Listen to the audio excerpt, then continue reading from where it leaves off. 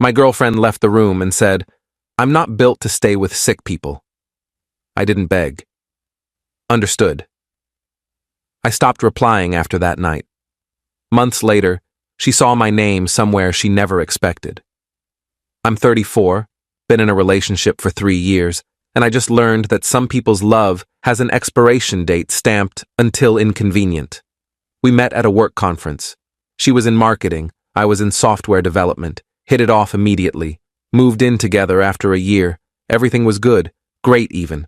We talked about marriage, kids, the whole future, looked at houses, discussed baby names, made plans that felt real and permanent. Then I got sick. Started in March. Fatigue that wouldn't quit, joint pain, weird rashes that appeared and disappeared. Went to the doctor, then another doctor, then a specialist. Took 4 months to diagnose, blood tests, MRIs, biopsies, the whole invasive medical circus. Autoimmune disorder, not fatal, not contagious, just chronic, lifelong, manageable with medication, but still there, still real, still affecting my life every single day. The diagnosis came in July.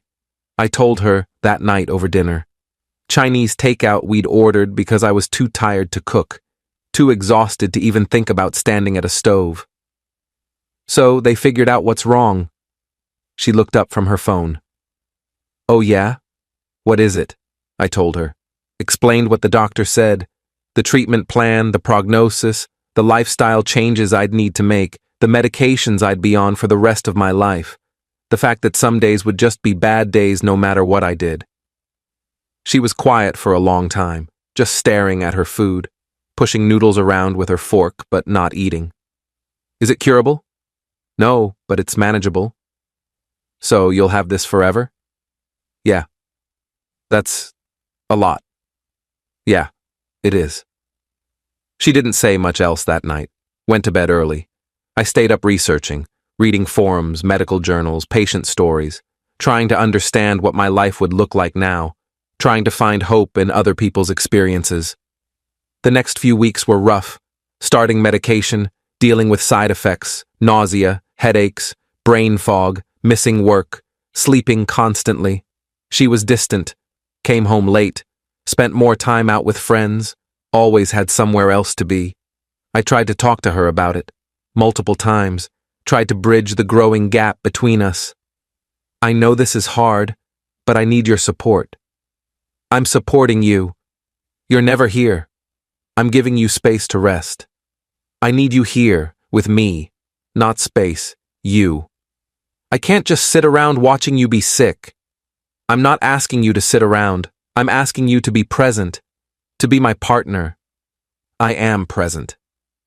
But she wasn't. Not really. She was physically there sometimes, but mentally checked out, always on her phone, always making plans to be elsewhere, always finding reasons to leave the apartment. 2 months after the diagnosis, things came to a head. I'd had a particularly bad day, pain radiating through every joint, fatigue so deep I felt like I was moving through concrete. Couldn't get out of bed, couldn't even reach for the water on my nightstand. Called her at work. "Can you come home? I need help. I'm in the middle of something. Please. I can barely move. I need someone here. Take your medication. Rest. I'll be home later." "When?" "I don't know. When I'm done. I have a project deadline." She came home at 9 p.m. I'd been in bed all day, hadn't eaten, hadn't showered, just lying there trying not to cry from the pain, trying to convince myself this would pass. She walked into the bedroom, looked at me, sighed like I was an inconvenience. "You're still in bed?" "I told you it was bad today." "Did you take your medication?" "Yes. It takes time to work. It's not instant." "Did you eat?" "I couldn't get up. I tried. I fell." "There's food in the kitchen. You could have ordered something." "I needed you to be here. I needed help." "I can't drop everything every time you don't feel well." "Every time? This is the first time I've asked you to come home early. The first time in 2 months. It feels like every time lately. You're always sick. Always needing something. Because I'm sick. That's what happens when you're sick. You need support. She sat on the edge of the bed, wouldn't look at me, stared at the wall like there was something fascinating there. I don't think I can do this. My stomach dropped. Do what? This. Taking care of you. Being with someone who's sick. I'm not asking you to take care of me. Just to be here. To support me. To be my partner like you promised. It's the same thing now. It's not. She stood up. Started pacing. Back and forth at the foot of the bed. I didn't sign up for this. When we got together, you were healthy, active. We went hiking, traveling. Now you're this. I have a medical condition. I'm still me. Same person you fell in love with. Are you? Because the person I fell in love with didn't spend all day in bed, didn't cancel plans constantly, didn't need help with basic things. The person you fell in love with didn't have an autoimmune disorder. Things changed. I didn't choose this. Do you think I wanted this? Neither did I. We sat in silence, the truth hanging between us like a guillotine blade. She was done. I could see it in her face, in the way she wouldn't meet my eyes, in the way she'd already mentally moved on. What are you saying? She looked at me. Finally. I'm saying I'm not built to stay with sick people. I can't be the caretaker girlfriend. It's not who I am. I'm not capable of it. I'm not asking you to be a caretaker. I'm asking you to be my partner, to love me through hard times. It's the same thing now. You need too much, and I can't give it. Then I guess we're done. She nodded, relief visible on her face. I guess we are. She left the room. I heard her in the living room, making calls, probably to her friends, probably telling them I was being unreasonable, that she'd tried but couldn't deal with my illness, that I was too much, too needy, too sick. I didn't beg, didn't chase her, just lay there, processing, 3 years, gone, because I got sick, because I became inconvenient. She moved out the next week, took her stuff while I was at a doctor's appointment, left her key on the counter. No note, no goodbye, just gone. Like she'd never been there. I texted her once. Understood. That was it. My last communication. No arguing. No trying to change her mind. Just acknowledgement that she'd made her choice and I was accepting it. Because what else could I do? Update 1. The first month was brutal, not just the breakup. The illness, too, adjusting to medication, learning my limits, figuring out how to live with a chronic condition while also being newly single, while also grieving the future I'd thought we'd have. My friends were incredible, showed up, brought food, sat with me on bad days, helped me clean when I couldn't, drove me to appointments when driving myself felt impossible, did all the things she should have done but didn't, proved that family isn't always blood and partners aren't always reliable. One friend asked, "Did she really leave because you got sick?" Yeah. That's cold. That's really cold. That's life, apparently. That's people. You deserve better, so much better. Yeah, I do.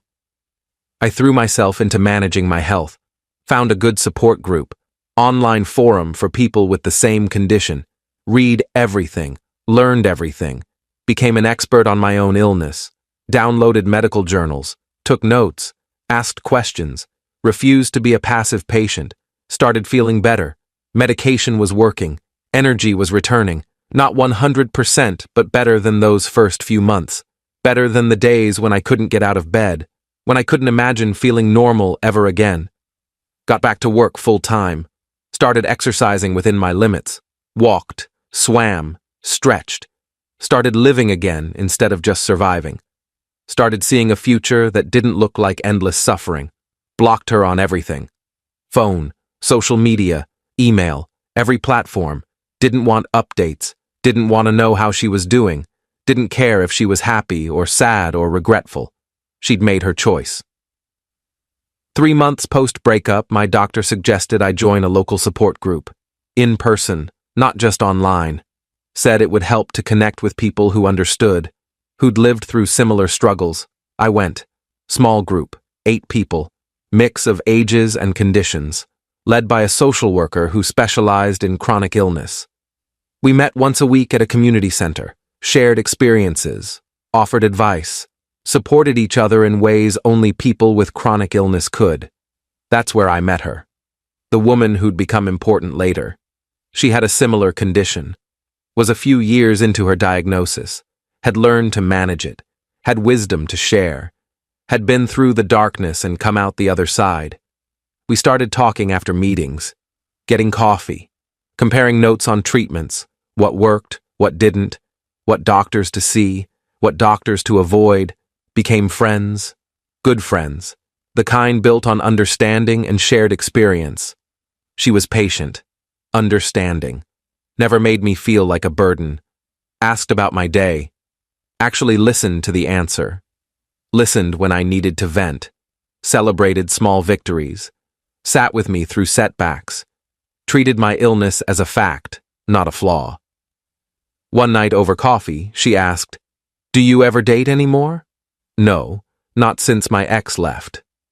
"Why not?" "Because I'm damaged goods, apparently. Who wants to date someone with a chronic illness? Who wants to sign up for this?" Someone who sees past the illness to the person. Someone who understands that everyone has something. Yours is just visible. That's rare.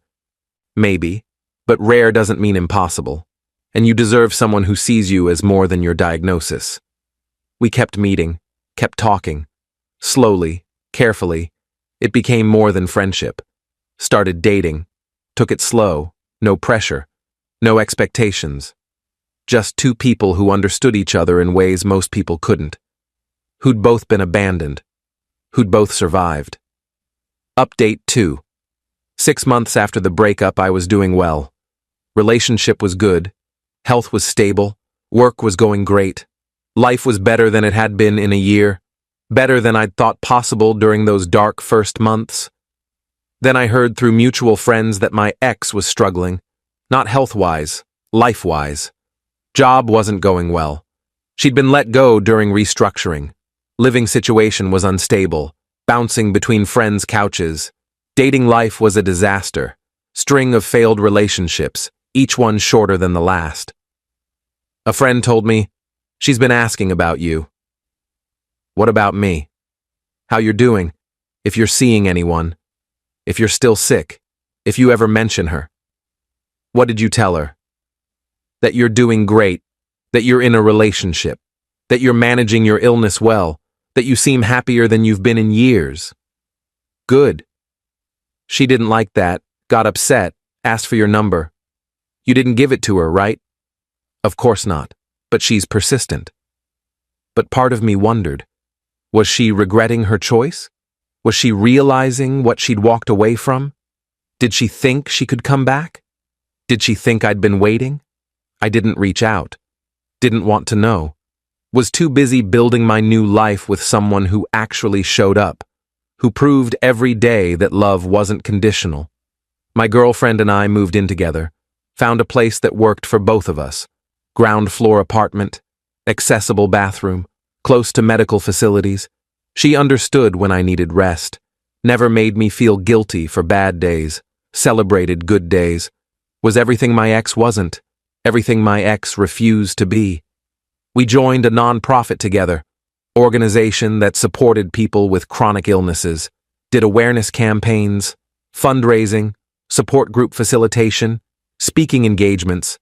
It felt good, using our experiences to help others, turning pain into purpose. That's where things got interesting. I started writing blog posts about living with chronic illness, about relationships and health, about what I'd learned, about my journey, about betrayal and recovery, about finding people who stay. The posts got attention, shared widely in chronic illness communities. People reached out with their own stories, similar experiences, similar betrayals, similar recoveries. I realized my story wasn't unique. That abandonment by partners was tragically common. A publisher contacted me, small press, asked if I'd considered writing a book, full length, about navigating relationships and chronic illness, about what happened when people left, about finding people who stayed, about building life after betrayal. I said yes, spent 6 months writing, every evening after work, every weekend, pouring everything into it. My girlfriend helped, shared her perspective, co-wrote some chapters, made it better than I could have alone, made it honest and raw and real. The book was published 8 months after my ex left. Small release, nothing major. But it sold, got good reviews in chronic illness circles, got attention online, started getting invited to podcasts, to conferences, to support groups as a speaker. Local newspaper did a feature, human interest story. My photo, my story, my girlfriend's story, our nonprofit work, the book, everything. They interviewed both of us, talked about resilience, about finding love after betrayal, about building community. That's when she saw it. Update 3. My ex messaged me. First contact in 10 months, through the one platform I hadn't blocked. LinkedIn, professional, neutral, calculated. I saw the article about your book. Congratulations. I always knew you were talented. I stared at the message, debated ignoring it, decided to respond. Keep it brief. Thank you. I'd like to read it. Where can I buy it? Any bookstore or online. Is it about us? It's about my experience. You're part of that experience. Should I be worried about how you portrayed me? You should read it and decide for yourself. She bought the book. I know because she posted about it. Screenshot of the purchase confirmation. Caption: supporting my ex's creative work. So proud of how he's turned his pain into art. My girlfriend saw it.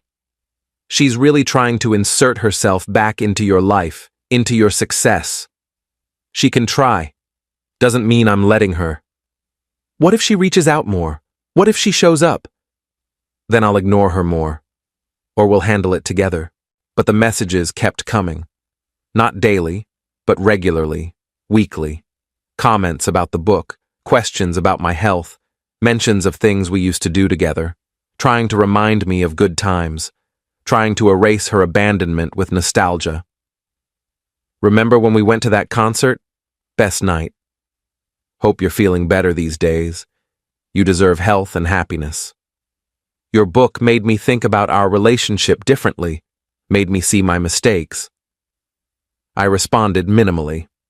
1 or 2 words, never encouraging, never engaging, never giving her the conversation she was fishing for. Then she asked to meet. I'd like to talk, about everything, about how I handled things, about what I could have done differently, about us. There is no us. That ended when you left. I know I messed up. I want to explain, to make you understand. No explanation needed. You made your choice. I respect it. But it's done. That door is closed. Can we at least get coffee, as friends, just to talk? We're not friends. We're not anything. We were once. Once. Not anymore. You don't get to leave someone at their lowest and come back when they're doing better. She went quiet for a few days, then showed up at one of our nonprofit events, public, open to anyone. She had every right to be there. Free event, community space. She approached me during a break. My girlfriend was across the room, saw what was happening, started heading over immediately. Hi. Hi. The event is great. What you're doing here is amazing, really making a difference. Thank you. I read your book, all of it. Twice, actually. Okay. I'm not portrayed well in it. I wrote honestly about my experience, about what happened. You made me sound heartless, like a monster. I wrote what happened. How that sounds is up to readers. I didn't editorialize, just told the truth. I wasn't heartless. I was scared.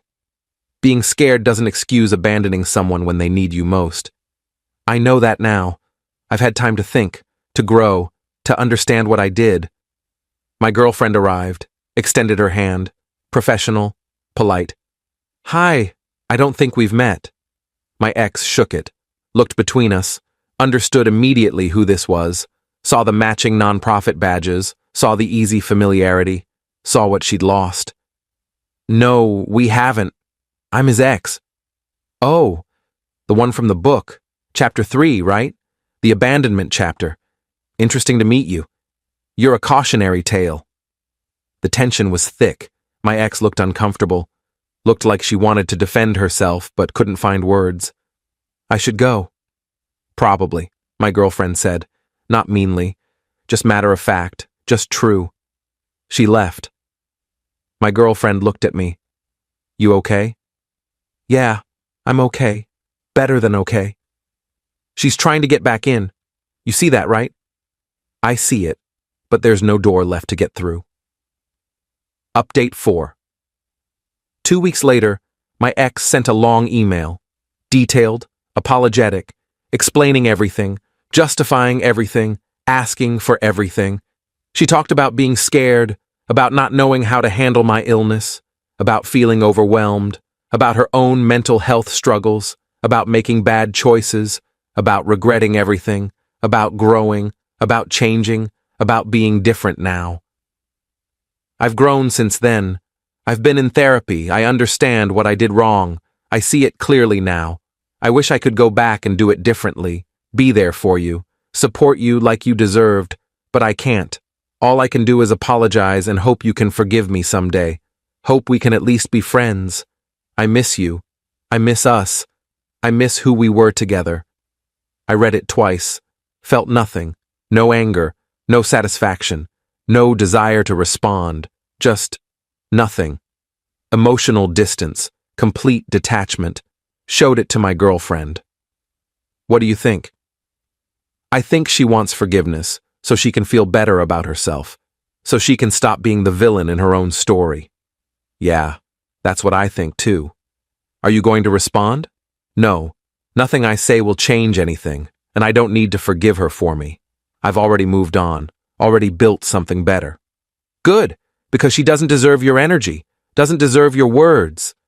I deleted the email, didn't respond, didn't acknowledge it, just let it disappear into the void where it belonged. The book continued selling, did well enough that the publisher wanted another one. Different focus, broader scope, about building life after loss, after betrayal, after diagnosis, after abandonment, about finding hope, about finding people who stay, about the difference between surviving and thriving. I started writing, kept going to the support group, kept doing nonprofit work, kept living my life, the one I'd built without her, the one she'd never be part of again. But then something unexpected happened, something that changed everything. Update 5. 3 months after that email, my ex showed up at another event. This time it wasn't our nonprofit. It was a book signing, my book, at a local bookstore, public event, advertised online. She had every right to be there. She waited until the end, until most people had left, until it was just me, my girlfriend, and the bookstore staff cleaning up. She approached with the book in hand. Would you sign this? I looked at her, at my girlfriend, at the book. Sure. I signed it. Just my name. No inscription, no personal message. Handed it back. Thank you. Can I say something? Just one thing? You can say it. I can't promise I'll care. Fair. I want you to know that watching you succeed has been hard. Not because I'm not happy for you, but because I realize what I gave up, who I gave up, and I can't take it back. No, you can't. If I could go back. You can't. That's the point. You made a choice. In my worst moment, you chose yourself, and now I'm choosing myself every day, with someone who chose me even when things were hard. She's lucky. I'm lucky. She stayed when staying was hard. That's rare. That's real. My ex looked at my girlfriend. Take care of him. I plan to, for as long as he'll have me. Good, he deserves that. She left, for real this time. No more messages, no more emails, no more showing up. Just gone. Finally understanding that some doors don't reopen, that some choices are permanent. But that's not the twist. The real twist came 2 weeks later. I got a call from a major publisher. Big house, national distribution. They'd read my book, wanted to reprint it, wider release, marketing budget, book tour, the works, and they wanted my girlfriend to co-author the expanded edition, wanted both our perspectives, wanted to make it bigger, better, more impactful. We said yes, spent 4 months on the new edition, added chapters, updated content, made it comprehensive, made it powerful.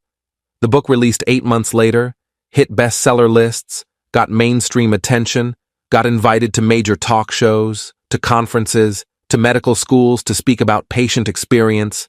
That's when my ex saw my name again, everywhere, on TV, in magazines, on bestseller lists, with my girlfriend, both of us, together. Success story, love story, survival story. She reached out to a mutual friend, asked how I was doing. The friend told me later. She asked if you were married yet. What did you say? That you're engaged, that you proposed last month, that you're getting married next spring. How did she react? She cried, said she made the biggest mistake of her life, that she'd give anything to go back. But she can't.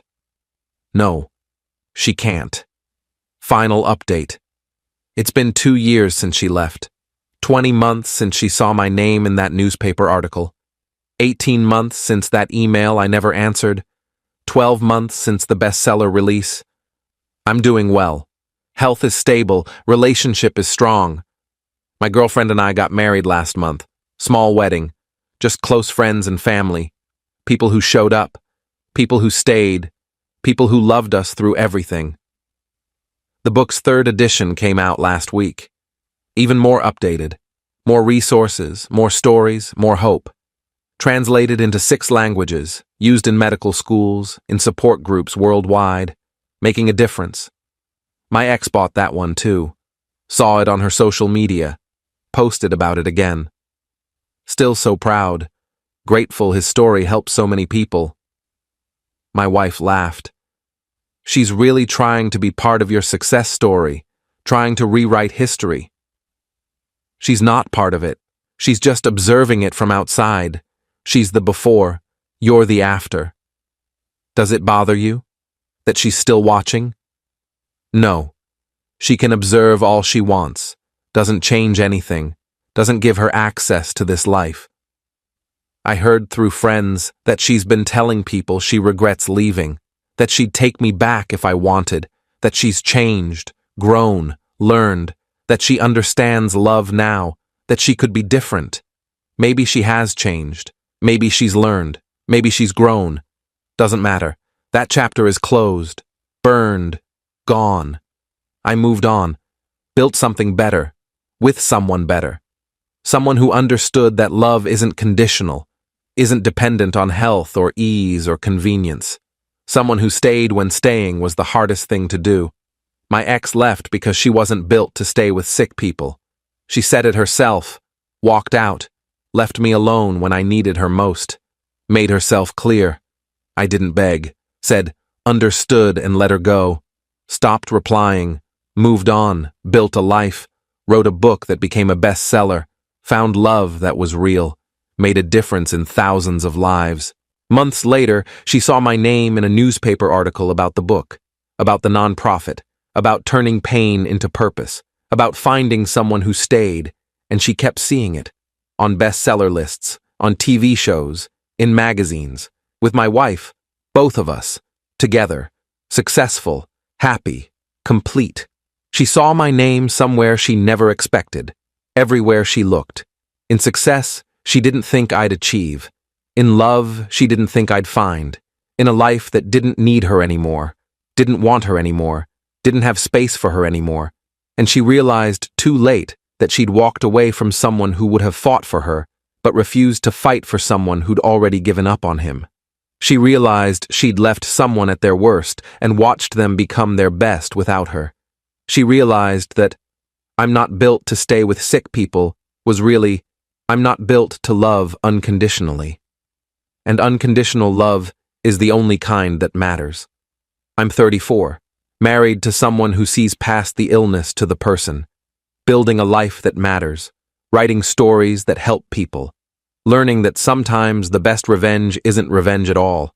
It's just living well, building better, loving deeper, and letting the people who left you stay in your past where they belong. And the real twist? My ex wasn't the only one who saw my name everywhere. People all over the world were seeing it, reading my story, finding hope in my words, learning that betrayal doesn't have to be the end, that chronic illness doesn't mean the end of happiness, that the people who leave make room for the people who stay. And those people, the ones who stay, they're the ones who matter. They're the ones who become family.